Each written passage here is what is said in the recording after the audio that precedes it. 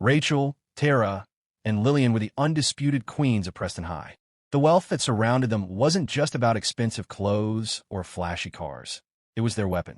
They walked through the hallways as if they were red carpets, and every student knew to step aside. Rachel, the ringleader, was taller than most girls, with sleek black hair that fell to her waist and eyes that seemed to glow with icy determination. Tara, her right-hand woman, had fiery red hair and a sharp tongue to match, while Lillian, the quietest but deadliest of the three, always had a smirk playing on her lips. They were a perfectly matched trio, bound together by privilege and the thrill of power.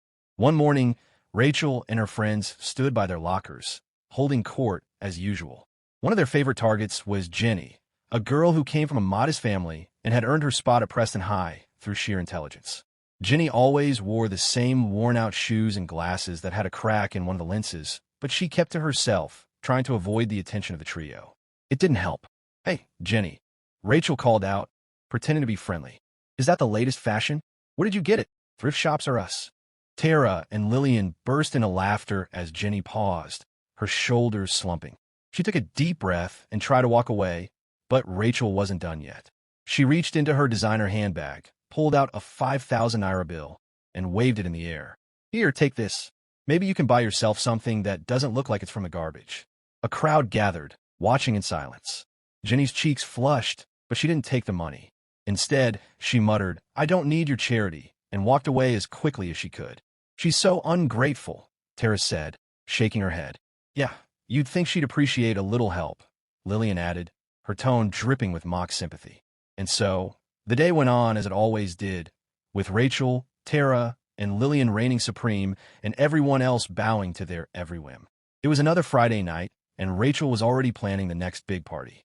Her parents were flying to Europe for a conference and would be gone all weekend, leaving her and her friends with the house all to themselves.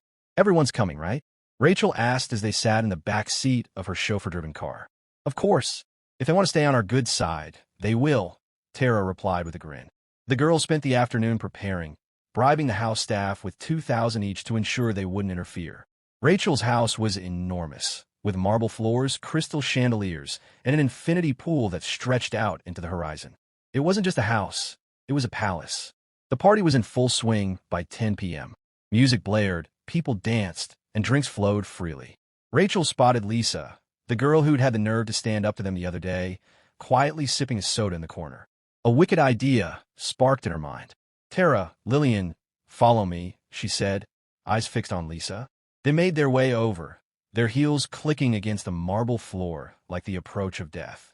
"Enjoying the party?" Rachel asked with a fake smile. "It's all right," Lisa replied, refusing to be intimidated. "Only all right. Maybe that's because you're not having enough fun," Rachel said, grabbing a can of soda from the table and pouring it over Lisa's head. Gasps filled the room, and everyone turned to watch. Lisa stood there, drenched, but instead of crying or running away, she calmly took off her wet jacket, revealing a t-shirt underneath, and smiled.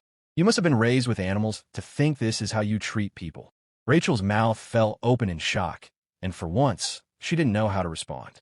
The room was silent, and it was clear Lisa had won this round.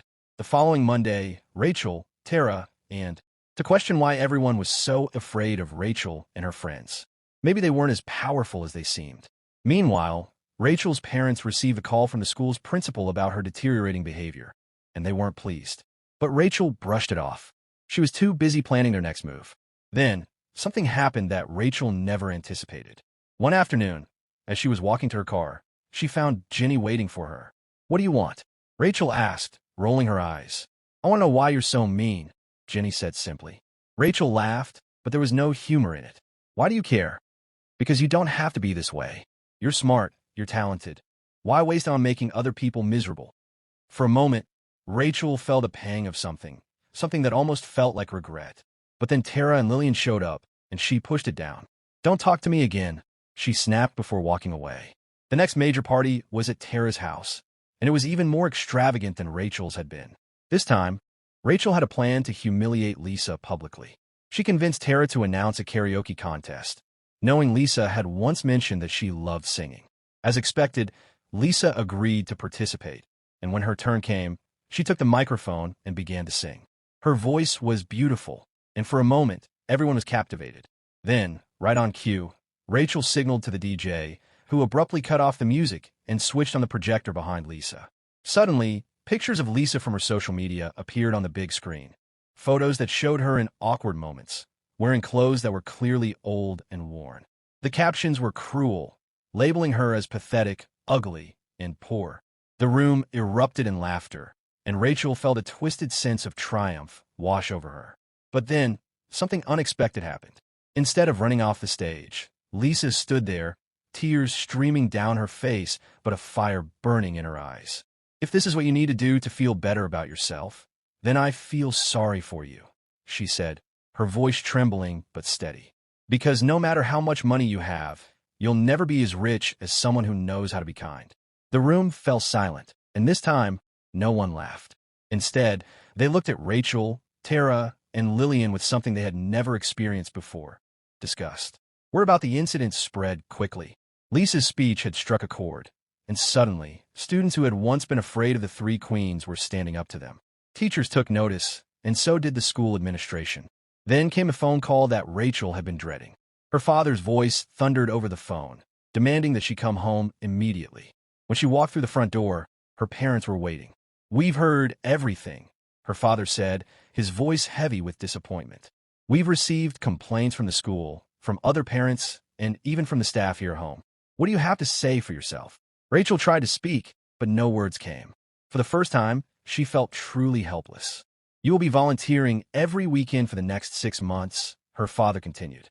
"You will pay back every penny you've spent on these parties, and if you step out of line again, you will be transferred to a public school." But Rachel started, but her mother interrupted.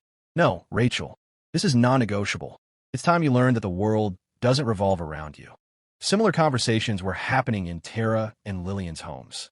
Their parents, too, were furious and decided to enforce stricter rules, taking away their privileges and allowances.